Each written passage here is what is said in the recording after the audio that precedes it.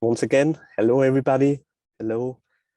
We wait 1 more minute so everybody can join, and then we get started. Or actually, it's already 2 minutes past 3, so I guess we can kick this off. Once again, a warm welcome. Welcome to today's webinar. Myself and my colleague Günther will talk today about recent major changes in the Google Ads world.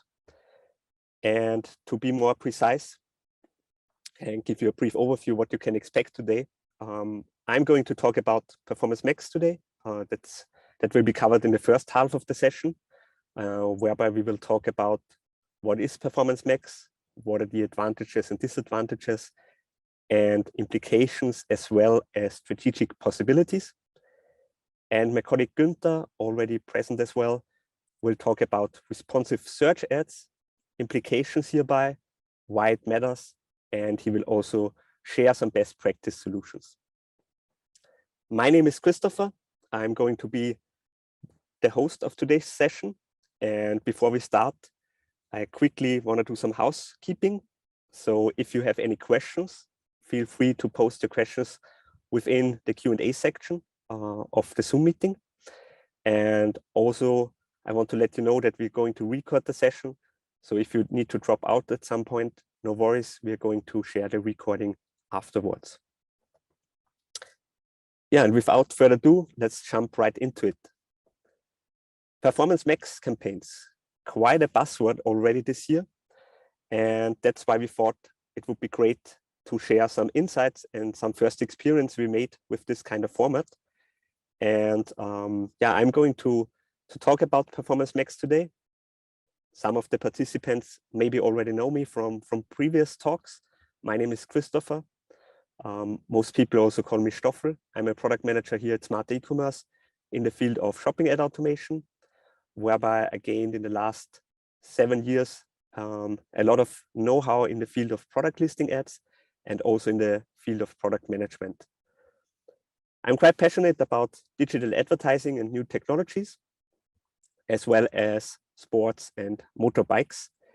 And yeah, if there are any remaining questions after the session, feel free to reach out to me on LinkedIn or via my email address, christopher.rogl@smart-ecommerce.com in order to get your questions answered. What can you expect today in regards to Performance Max? So we are going to talk about Performance Max in general. So what is this new campaign type all about? We're looking into advantages and disadvantages, and also possible implications and how you might mitigate them, as well as strategic possibilities. We are not going to talk about how to set up Performance Max campaigns or how to manage them. There's a lot of coverage by Google itself out there. And we're also not looking into how does Performance Max influence my performance, as I highly believe this needs to be discovered by every single one on their own. And yeah, there are different results already out there, and everyone should get their own picture in regards to the success of this new campaign type. Yeah, what are Performance Max campaigns? So Performance Max campaigns, the term already is around for quite a while now. I think it was already introduced like 1 or 1.5 years ago during one of the Google fairs. And by last year, Performance Max was made publicly available to all advertisers. And with Performance Max, Google created and added a new campaign type to its ecosystem, which allows advertisers to access a unified buying service across all Google Ads inventory. That means you can cover all kinds of different Google Ads throughout one campaign type named Performance Max, and you can run ads on YouTube, display, search, discover, Gmail, and Maps. This is a great deal because you can reduce complexity in ads management, and you also free up time and resources to focus on more strategic and maybe more relevant topics. Good to know hereby is that Performance Max is going to replace local and smart shopping campaigns. And a recent announcement also made clear in regards to timeline and next steps what this means. And this is that Google will replace local and smart shopping campaigns by latest September. That means ideally, if you are running smart shopping campaigns, you make a decision beforehand whether or not moving to Performance Max campaigns or remaining active with regular campaign types like regular shopping.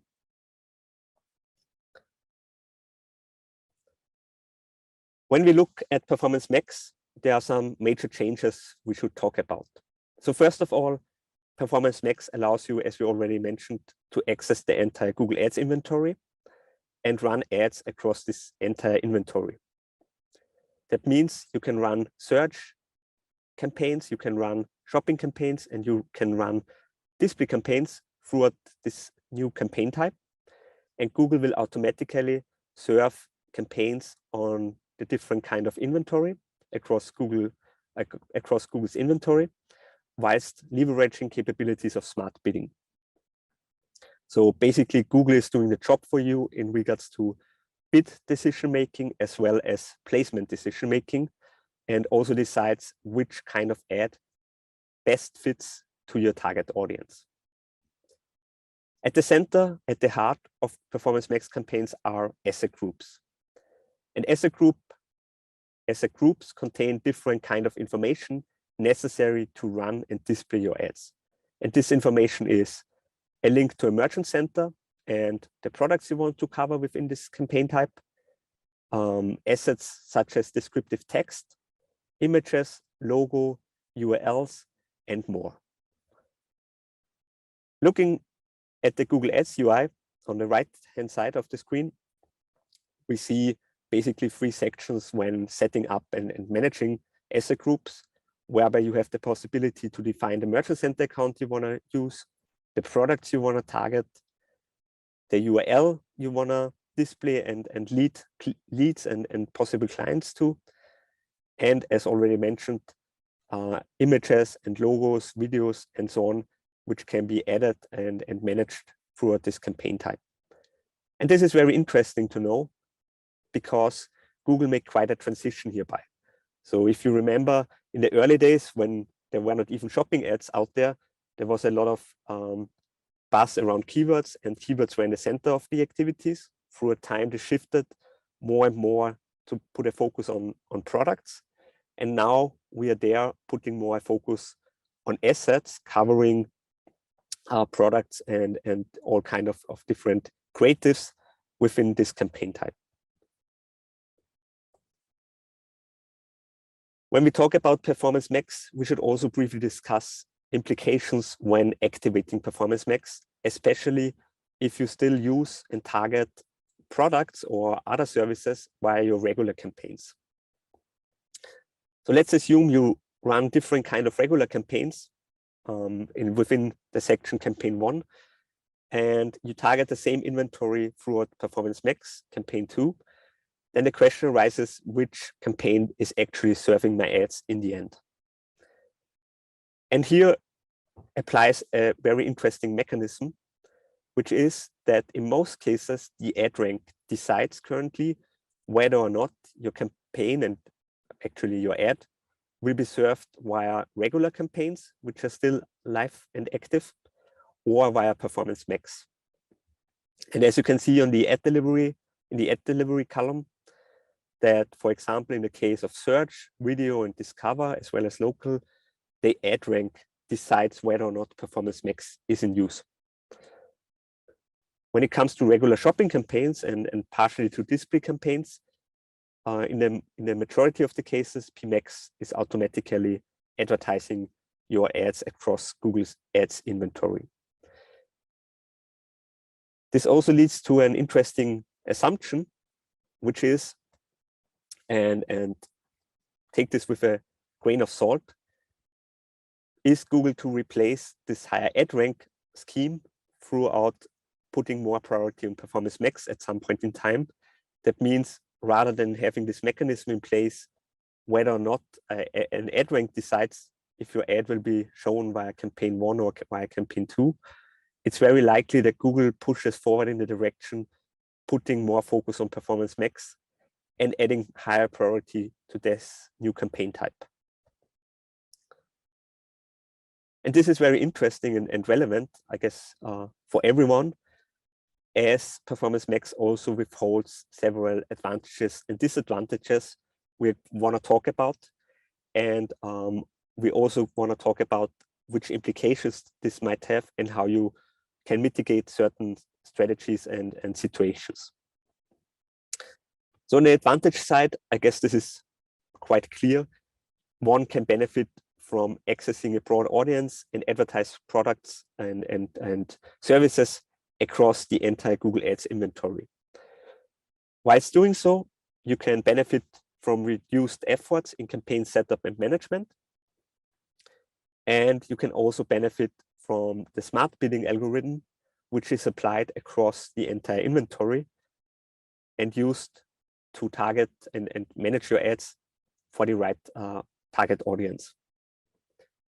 In sum, on the advantage side, this means it frees up time, especially in regards to campaign setup and management, which you can then use to put focus on more strategic topics. What we mean with strategic topics will we cover later on. Looking into the disadvantages, I think there are two overarching themes here. One is giving up control and actually handing over more control to Google itself. And the other topic is the transparency, which gets reduced as you need to give up certain insights. When we talk about control, what do we exactly mean hereby? As Performance Max covers the majority of Google Ads inventory, you do not have a lot of possibilities to change budget or set budgets on or for different types of ads. So you might were used to set budgets for display or for shopping individually. You now have to set one budget for Performance Max if you use it entirely within your account. The same applies for goal settings. And you also lack possibilities in regards to exclusions. That means you do not have the possibility to exclude certain ads to be shown. So you do not have the possibility to exclude video ads to be shown. And this is up on Google to decide whether or not your target audience can be reached by that. In addition to that, there's also some dependency on Google's bidding algorithm, as this is the only applicable bidding algorithm you can use. So you also need to give up manual bidding. And in regards to transparency, you lack insights in regards to performance per individual ad type. That means you do not know how the performance looks like for display ads, how the performance looks like for shopping ads. All you get access to is whether or not overall Performance Max drives additional value to your business or not. In addition to that, there are certain reports which cannot be made available, at least from today's point of view, which is something which we already know and are used to, the smart shopping from smart shopping campaigns. This is the search term report. And also the impression share report is also something which is not available any longer whilst using Performance Max. Interestingly, whilst running a small LinkedIn survey, the majority of people who participated throughout this survey came to the same conclusion, that transparency and control is the biggest challenge when it comes to using and moving to Performance Max. And some identified also the lack of examples and references as a deal breaker when it comes to the use of Performance Max. Yeah, and a minor share stated that the setup as well as the switch to Performance Max withholds some hurdles. So now we covered some of the basics when it comes to Performance Max. I would say let's jump a little bit beyond that and discuss 3 explicit implications of Performance Max in regards to ad management. First of all, we want to look into channel consolidation. The second topic is organizational impact. And lastly, we are going to look into the available tactical levers which remain whilst using Performance Max. Channel consolidation. This is a very interesting topic, especially if you're already longer acting in the field of Google Ads. You might went through a lot of different scenarios how you can properly reflect your ads throughout the entire sales funnel. So let me briefly talk about it.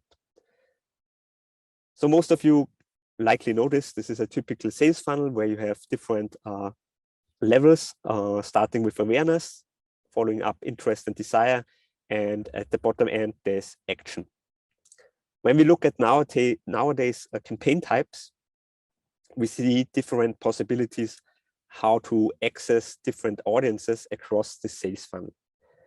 Often we see display ads as a high-level entry point to create brand awareness, to create some visibility.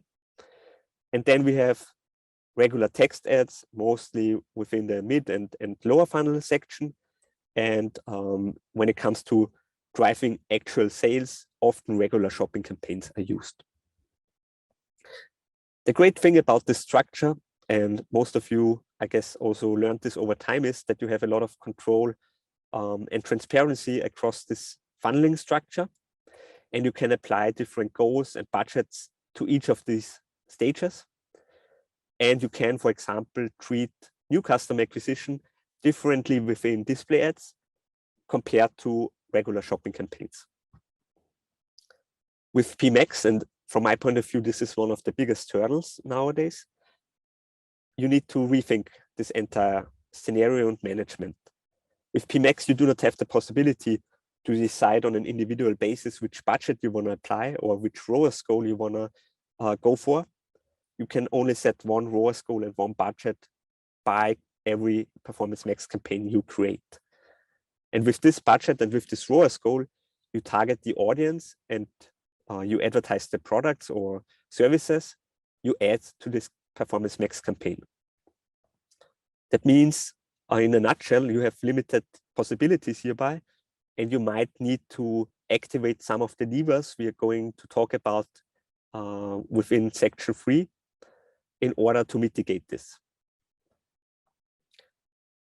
Someone raised the hand, just pointing out that we are not doing a live Q&A. So if you have a question, just post it in the chat and we will pick it up later on to discuss it during a Q&A section at the end of the session. Let's move on and talk a bit about organizational impact. And before going into more details, I want to bring up a quote from Ginny Marvin, who at that time was an editor at Search Engine Land and now is part of Google as Google Ads liaison, and who said back then, as Google is breaking down the media silos of its properties, many brands and agencies will need to consider their own internal team structures at both strategic and tactical levels. A very nice quote, especially if you consider this was already from 2019, where Performance Max was not really yet around the corner. And it's a quote in relation to smart shopping campaigns. So already at this point in time, reconsidering team structures at both strategic and tactical level was a necessary thing you had to do whilst moving or activating smart shopping campaigns. And this gets more important, especially once moving to Performance Max, as we will see now with this example. So when we are thinking about small and medium businesses, it's quite typical in our experience that there is often one or there are often several online marketing managers managing one or several target countries. And mostly the focus relies on regular search and shopping campaigns. In this scenario, Performance Max does not have such a big impact. Likely, it's actually very fitting, as you can reduce workload, you can reduce complexity, and you can focus on more strategic topics. And yeah, you can also access a broader Google Ads inventory, such as video ads or display ads, which were maybe not covered yet due to missing resources. So there are not that many big implications for this segment, But thinking about enterprise businesses, where you often see bigger marketing teams led by a head of marketing with a content marketer, with social ads team, and also with a SEO team, where often you have specialists employed for different type of ads. This might be an actual trickier topic, as everything gets combined in one campaign type. So let's picture that someone might have a SEO team consisting out of a search, a shopping, and a display advertising specialist, and you transition to Performance Max fully. As we have heard earlier, everything is combined within one campaign type, within Performance Max. You have one goal and one budget you can set. So what are you doing with the specialist in the field of search, shopping, and display? You need to rethink and reconsider what you're going to do with these freed up resources and how you still can make get the advantages out of their expertise. And also here, I want to advocate and point out that the shift towards more strategic relevant topics might be a necessary and valuable next step to move on here and create additional room for improvement and also increasing competitiveness. So I was talking a lot about strategic, the shift to more strategic optimization levers and to more strategic work. So let me pick up this topic again, and let's look a little bit beyond the surface, what is actually meant here. So when we look at regular campaigns, most of you leverage a lot of different settings in order to improve and run sufficient ads. And everyone who is closely working within a Google Ads account knows that there are a lot of things you can influence and activate. And this starts with setting a budget per campaign type and channel, working and optimizing campaign structures, setting a goal per campaign type, as we have already seen, one for display, one for shopping, one for search. You have several adjustment possibilities like seasonal adjustments, adjustments in regards to placements, in regards to devices, in regards to even search terms, if you apply strategies like query split approaches. You can leverage the search term report. You can choose bidding algorithm alternatives to smart bidding. You can also rely on manual bidding still. And you have access to different campaign type reports, as we already mentioned, impression share report to get a better understanding how your competition is doing and if they're putting more pressure on you and stuff like this. And this can be again used to further optimize your activities. On the other hand, when we look into Performance Max campaigns, there are basically three and a half, 4 major areas which you can influence and which we would say are more or less the strategic levers you can pull in order to improve your activities. So first of all, we got assets there. Second of all, the conversion value. Third, audiences, and lastly, others, which we will briefly talk about now. So when we talk about asset, and as you have already seen while going through the introduction, there's a lot of things you can do there. So first of all, you need to add creatives. So not just simply product images, but also creative assets showing the product in its natural environment, showing people interacting with the product and so on. And you need to put a focus on adding enough creatives, adding creatives according to the audience or theme you want to promote, add highly relevant videos. Otherwise, Google is doing that for you. And if you listen to some market voices, they are not highly relevant, mostly, at least for now. And you can also experiment and test out different landing pages. When we talk about conversion value, which is one of the biggest remaining levers, it might be smart to transition to other metrics rather than a pure revenue-based approach. So what we often see nowadays is people focusing on revenue as conversion value, but you can also bring in profit on transactional level rather than on product level, or more ambitious metrics like customer lifetime value. You can also use new customer acquisition values to bring in there, or any other objective which you can assign a value to. And a tip hereby, use Google's offline conversion import, as it allows you to connect an ad click with an actual transaction and gives you the room and the possibilities to upload any return, any value you want to use in order to manage your campaigns. The third topic which you can and should look into are audiences. So a big topic whilst using Performance Max campaigns is audience and audience lists you add to the Performance Max campaign, whereby they mainly act as some kind of framework within Performance Max. That means they are not as explicit targeted as with your regular campaigns, but still give Google a better understanding who your target audience is and for whom they should go for. Hereby, you can leverage Google Analytics data, for example, and you can run analyses like the RFM framework, which stands for recency, frequency, and monetary value, where you subdivide your audience list or your audiences into different buckets depending on purchasing power, frequency, and so on. And yeah, lastly, we got others, an other section. This is still important, as you still can bring in custom labels and bring in competition price data or recent price changes, for example, to structure campaigns and set different ROAS goals upon it.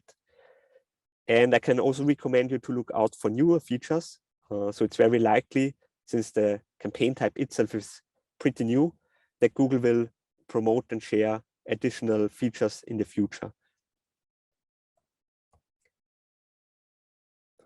So getting to the last part of the presentation, and I guess this is one of the biggest questions and maybe one reason why you joined today, should I actually switch to Performance Max campaigns? There is no unified answer to that one. This highly depends on your strategy, on your business structure, and whether or not you can and want to hand over control to Google and have the possibility to put focus on other topics. Nevertheless, what I can advise you and recommend, start testing early, especially if you're using smart shopping already until now and you made some good experience with it. I recommend switching to Performance Max rather than keep smart shopping active, and test out how Performance Max can help your business to create better results.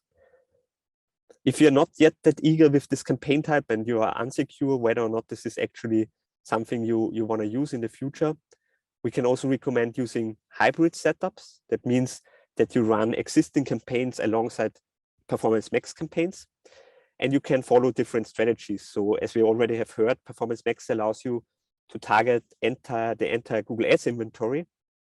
So it might be a good campaign type to promote newly added items or to promote certain items throughout your long tail, which do not create a lot of attention and awareness throughout Google Ads. And it might give them an additional boost, and you can test out some things. On the other hand, by keeping your regular campaigns active, you still can benefit from more transparency and control. You can still use the funnel management, which we were discussing earlier, and you can still access maybe highly relevant reports like the search term report or impression share report.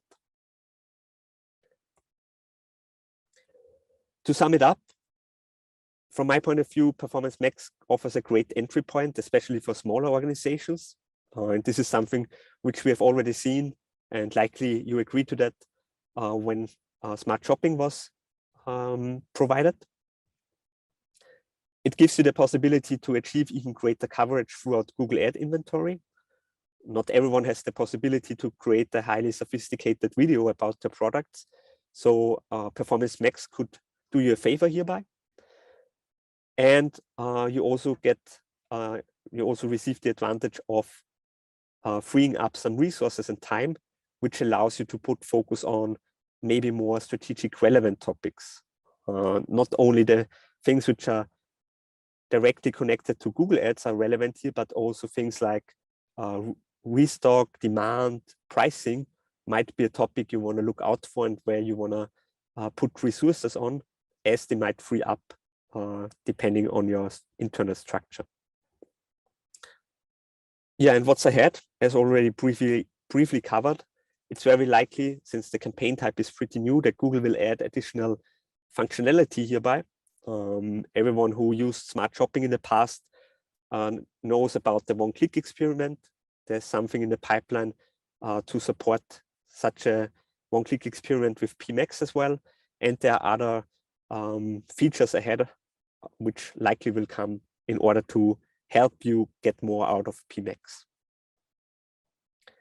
Lastly, I want to point out, and this might be also a very relevant question to you, standard shopping campaigns will remain, regular shopping campaigns will remain. So this was already confirmed by Google, in that case again, Ginny Marvin, that regular campaign types will remain and can be used even if you run and use Performance Max campaigns.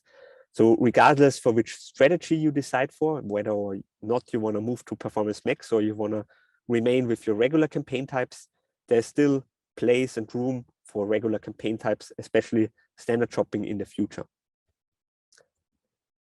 With these words, I'm at the end of my session. I hope it was interesting for you. And I want to hand over to my colleague Günther, who will run a short and brief Q&A session now. Thank you.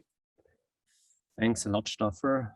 An amazing session, and I think due to the fact that we have quite a few questions, also a really hot topic right now. So without further ado, let's start into the Q&A session. And I would like to start with one question which was brought up, which is highly interesting. You have mentioned regular shopping campaigns. Which value do you see in the future, or which value do you believe will regular shopping campaigns have? Yeah, I hope I could briefly cover it within my talk. So when it comes to regular shopping campaigns, as already outlined, there are still some very valuable use cases, especially whilst running PMax in a hybrid setup within your account. So as the past has shown, regular shopping campaign allow you to access the search term report. It allows you to have a little bit more control about your assortment and certain settings you can make. You can set manual bids, which might be also highly relevant if you want to create a lot of visibility for certain items. And in such combinations, regular shopping campaigns can be a powerful lever. And given the fact that it's very likely that Google will transition more and more towards PMax, and as we have seen today, ad rank is currently still a highly relevant role. It's likely that this will change and Performance Max will have more priority in the future.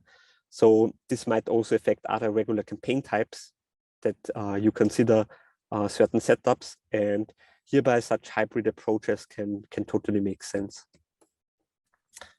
Thanks a lot. Then moving on with the next question, I think many of people in the audience are asking, so when you're setting up Performance Max, how can I be assured that there is no cannibalization of other campaigns? How can I make sure that Performance Max is not eating into our maybe good working campaigns?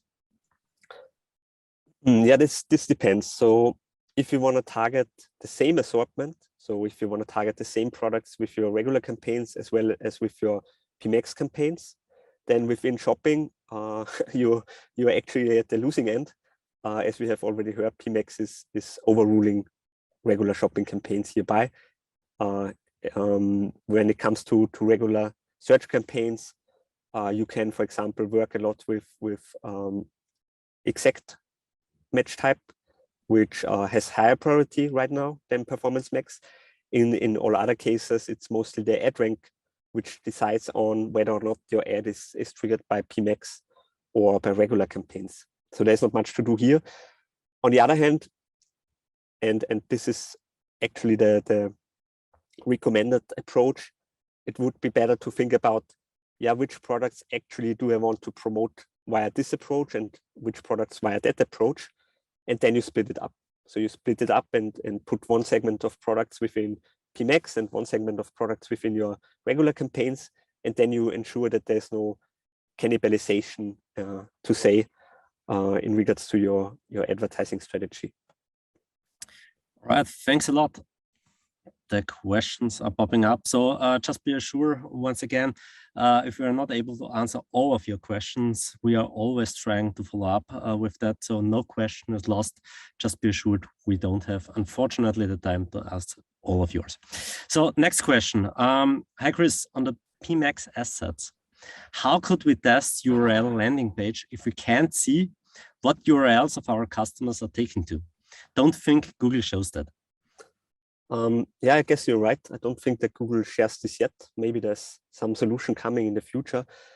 I mean, it's just some learning you can make by setting up 2 asset groups, whereby you target maybe the same products and assets, and you just add different landing pages to it, and then you can see which ad and asset group actually triggers and is creating traffic, because Google will anyway decide what is a better fit for your target audience hereby, and this could be one way to test it.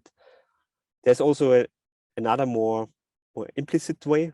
So via some workarounds, you might can access this information by using Google Analytics data and click IDs. You might be able to connect an ad click to a certain landing page. This is a more challenging topic. Might be necessary to follow up here. So whoever asked this, feel free to ping me on LinkedIn or write me a mail so we can follow up here. All right, Christopher, thanks a lot. I think we will definitely come back to all of you who have asked additional questions in there. As I said before, unfortunately, the time today is really limited, but as I can see with all the questions and also with the amount of attendees, this topic is really interesting for you. And as I said before, we will follow up with all your questions. And as Christopher has referred to, if you cannot wait, feel free to contact him directly via LinkedIn or through email. So I guess we've come to the end of the first part. And as Christopher has already introduced the topics today, we stay in the playing field or in the area where Google is working, specifically on the changes that Google has announced last year and is doing actually actionize this year. And the major part when it comes to search ads is the responsive search ads.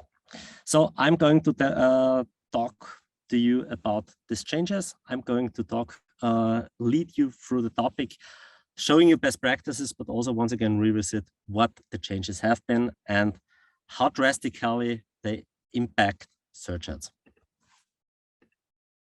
My name is Günther. I work for over 10 years in the search environment and product development. I'm here at SMAC responsible for search ad automation, and therefore have had a chance and a lot of experience, especially through the last few months, looking into what is changing with Rss. But before we're getting into the topic, we have heard from Christopher, from Stoffer, that there is a new campaign type, Performance Max, also impacting search. But the good thing there is what he also has presented, there is also real value for dedicated search campaigns. So he has mentioned it also in the question segment, the exact match right now, definitely the playing field where search campaigns will be having a higher priority. And on the phrase match is the deciding factor is the ad rank. And as long as the ad rank is the deciding factor, the better the ad is, the better suited the ad is, the more precise the ad is, the better it is, and the better the performance will be. So keep that in mind if you're thinking in the future, and also as Stoffer has said, there is definitely a place for standard campaigns, especially when it comes to search, as this is clearly outlined by the way Google is structuring it right now. So make sure to keep that in mind, also moving forward when thinking about Performance Max. But without further ado, let's not talk too much about Performance Max. Let's talk about the responsive search ads. I will start with giving you a short preview of what you will know after the session. You will know the implications of the sunset of the ETAs.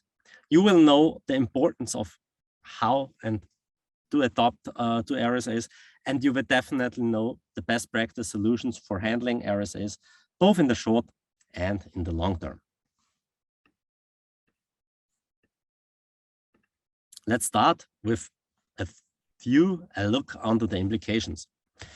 Last year, at the end of August, when Google announced that they are sunsetting the ETAs, it was quite an uproar.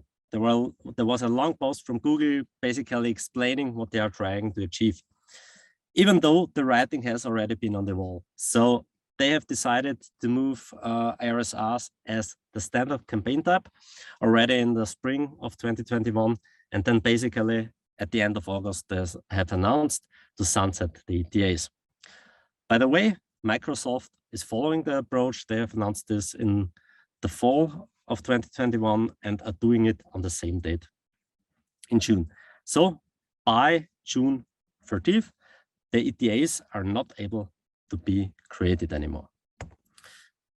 The results or the feedback from the market was quite mixed. Search Engine Land basically commented on it that this is the latest move that Google is making to push automation through the ads and the ad products.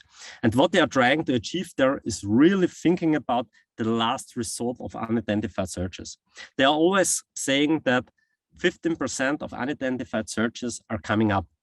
And with all of their automation efforts, they are trying to close this gap, or basically trying to identify those 15% and make sure that they are actionable. Individuals were a little bit more critical. Looking onto the feedback that was on Twitter, also from strong people, strong voices within the SEA community, basically did not really like it. But the fact is that the change is coming and we need to adapt.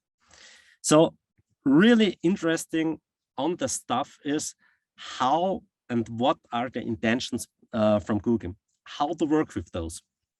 And therefore, it is pretty clear what Google is trying to achieve when thinking about those unidentified searches.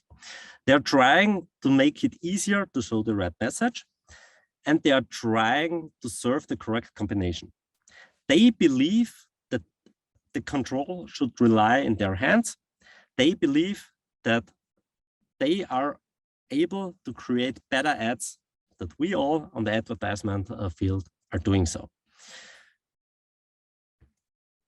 As a result, RSAs are the major force moving forward when it comes to text ads. And specifically, what does this mean for us is new ETAs cannot be created and advertised from the 30th of June. And more importantly, a new approach how to create text ads, campaigns, and ad groups needs to be implemented, especially for retail. The good thing is, in the future with RSAs, or already right now with RSAs, it will be much easier to show the right message for the right query. We are all already gaining flexibility and we all already benefit from machine learning. But the counter argument and drawbacks there are, we will have reduced control over text ads. That's a fact, especially when it comes to what kind of message can be delivered. And regarding the assets, in that regard, we are talking about text for headlines, text for descriptions. The perfect fit of the text ad, the landing page, and the keywords get lost. And there, we just need to trust Google that within their algorithms, within their machine learning systems, they will be able to cover this and in the end, make a better performance for us.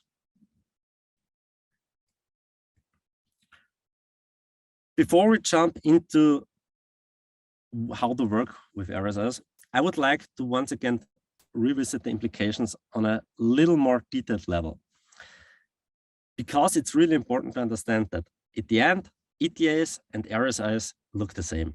The ad itself will be the same that the user is seeing, but the difference is in certain areas or playing fields. On the ETA side, we have focus on a few assets with static usage, and the RSA side, we are looking for many assets with dynamic usage. ETAs are basically, it's recommended on the ETA side just to use 3 ad copies. On the RSA side, it's basically 1 ad copy. You have through the 3 ad copies, the differentiation in between the different ones on the ETA side. And on the RSA side, you have the differentiation in between the headlines and the different descriptions. And really important to understand is the keyword itself is a central part on the ETAs, and on the RSA side, it's just a complementary piece. And if you keep that in mind, then you will see that the way you are texting your ad copies and the way you're structuring your campaigns might be different than it was in the past. Just in general to say, ETRs were really about control and RSRs are flexibility and basically trying to discover new stuff. All right. Why adopting to RSS is so important? In the end, Google is basically already giving us the information that there is enough accurate data out there and that their automated solution, especially when it comes to bidding, are better than what it was in the past. But not only that, but that it's better than what we all can create with ETAs. The responsive searches, in effect, offer true query time optimization. The interesting part here is that with all the assets you have, Google now can freely make the best suitable ad on the time when a user is searching for it. And that enables basically a new playing field and also a new performance, so to speak, for us. Because in the end, everything that is important for us is the performance.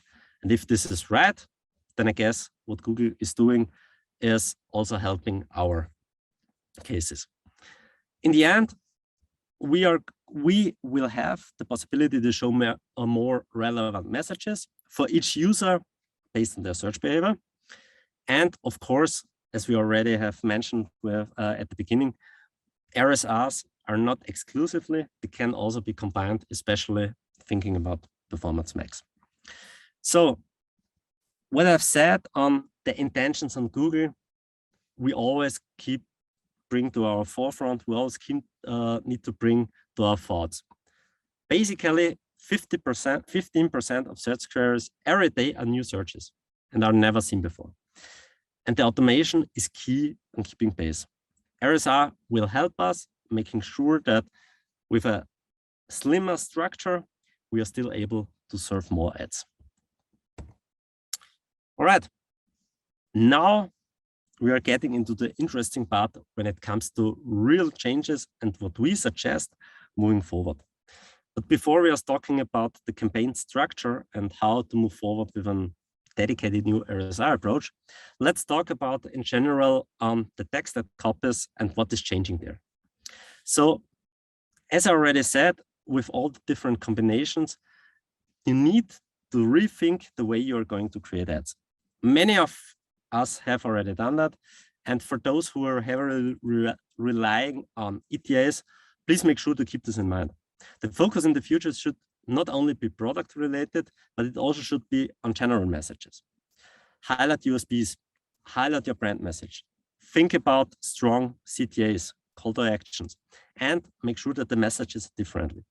If you are able to have 15 different headlines with strong messages, Google then can make sure that they are taking their machine learning into the equation and get out the most of it. The thing, as I mentioned already beforehand, is do not use the keywords or the products or the services too extensively in headlines and descriptions. Because if you're using it on all 15 headlines, there is no true differentiation for Google. You're not taking advantage of the full power that Google is handing over you and giving you. And last but not least, and this is really the most important question, the most important fact here, keep in mind that the headlines and descriptions should be interchangeable. They should all be combinable because in the end, Google then can decide what's best for you, what's best for your performance. Enough on the text ad copy side. Let's go into details on how we think in the future RSAs should be structured. The campaigns should be structured. Sorry for that. And I'm going to start with a status quo and immediate steps that you could take already right now in the next few days to improve your campaigns. And we are talking about really here of clustering campaigns and ad groups. If you, for example, have in use category and color combination, category and size combination, group them together into one category and combination. Make sure to include synonyms as keywords, but be advertised that you have the main goal which you should reach in reducing granularity. So make sure that you, all the really granular campaigns you have, like for example, like category, brand and color campaign, that you think about maybe reducing it to a category and manufacturer campaign and move forward with this. Think about more generic keywords, think about more generic texts, and make sure that you take advantage of the machine learning and the full power of Google in here. How could such examples look like? When it comes to category combination, all those ad groups that might have been separated in dedicated campaigns, group them together in one. Choose red, choose size 41. But also think about synonyms in that regard. Boot red, cleat red, cowboy, boot red, loafer, bump, dustbuster. Those can be, of course, right now, dedicated ad groups. It can also be in the future. It doesn't mean that you need to change, but we are advising you, we are consulting in here that it's better to think about synonyms in a way as additional keywords and not dedicated ad groups. If you're already doing it, then great, you already have the first step taken to make sure you take full advantage of RSAs. Moving forward to a more short-term solution, which might require some changes. And I bring up the funnel that Stoffer has already presented beforehand. And I'm going to dissect this into the 3 parts that are relevant for search. You always have the awareness, but there in search, you're specifically talking about general category topics, general brand topics. The middle of the funnel is always where the buyer already has interest, where the user already is looking for something more specific. And it's really where the power comes into place of RSAs. And the bottom of the funnel is really where you're talking about converting buyers who already know a lot about the product, and also where you can basically serve with long tail ads. And thinking about how a structure there can be applied, think about of dedicated campaigns on those funnel levels. You have one upper funnel campaign. It includes ad groups that are like Tommy Hilfiger, Georgs, shoes and sunglasses, all included into one upper funnel campaign. Mid funnel campaign, think about those category and brand combination, category and manufacturer combinations.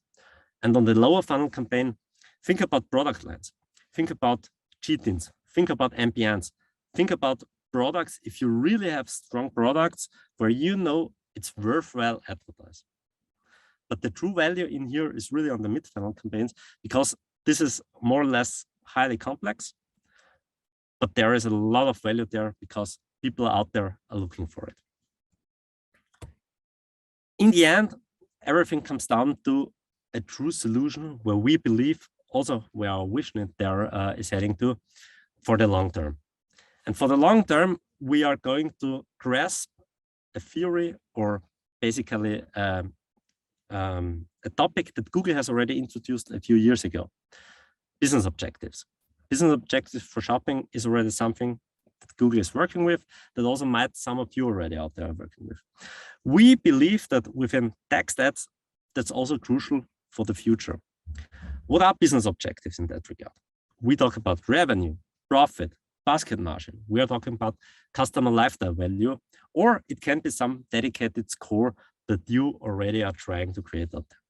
And the thing there is, the important thing is, in the end, it should always lead to a dedicated ad. And how can we achieve this? How can we make sure that the business objectives are part of the game in the future on text ads? really about structuring the campaigns and making sure that we get those informations into the system. So in the end, the next step from having the funnel a summary on the campaign level, you're going to get into the business objective level. Like we have here in the example, we have profit, create 3 campaigns, high profit, medium profit, low profit. How can you realize this? Make sure at first you have a product scoring or product valuing in place. And then you're able, based on thresholds, based on certain values, numbers, to really calculate the business objective. Or in the other way, if you're not really that advanced, you can do so by mapping. For example, some brands are really important for you. Some categories are really important for you. If you're going to combine those, you already have a good indication what is important for you. But in the end, it should everything be automatically created. And that's also where we believe the future of search should go to. So this is a difficult task, and I know some clients out there are already testing it and trying it. But when you're thinking about where search is heading, keep in mind that business objectives is really a strong go-to for the future. All right, I would like to conclude the best practice segment here with some additional tips. And we've briefly touched on a few topics here, but what I would like to highlight here is pinning. So pinning is really something that should be taken on with caution. Many of the experts have instantly after the switch was announced or the sunset was announced, advertised, right, use pinning as strong as possible. But if you use pinning, if you're pinning all 3 headlines, if you're pinning always to descriptions, that leads to a misuse of RSS. You're not taking advantage of the full power. So if you really want to control and focus, make sure to not use more than 1 pin on the description or on the headline, because then you still have the flexibility of the machine learning from Google. All right, as we are quite short on time, I would like to come to the conclusion, to the recap. As we have outlined, new ETAs cannot be created and cannot be advertised anymore. Existing ETAs will be advertised, but cannot change. So the switch from RSS to ETAs can be eased a little bit, but the ETAs need to be created before the 13th of June. The RSS itself need a new way of writing text and need a new way of a new structure on the campaigns and the ad groups. And what I've tried to explain is the time frame here is really key. So there are already some steps you can take, or you might have already taken, which is on the status quo. But there is something that you already can advance when it comes to short term and already thinking about the long term. Because in the end, no matter the solution, to really leverage the full capabilities of RSAs, you need to be thinking about in new ways and terms how to create campaigns and how to create ads in search. Thanks a lot. I'm really looking forward now to your questions. Thank you, Günther. Thank you for that. So indeed, there are 2 questions, and I think we still got 5 more minutes at least to cover those. So one question was about which concerns, threats, implications do you think does the PMAX launch have on RSAs? And what should you do in regards to any threats or concerns you might see? So I think it's very worthwhile, as you have already outlined there, to really have a close look in there. But you should not be too cautious, and you should not be too afraid to. So really think about already your campaigns, what really is powerful and where your campaigns are basically not that good. And really, if you identify any kind of patterns, you basically could already try with those who are not powerful, replicate this and use PMAX for this.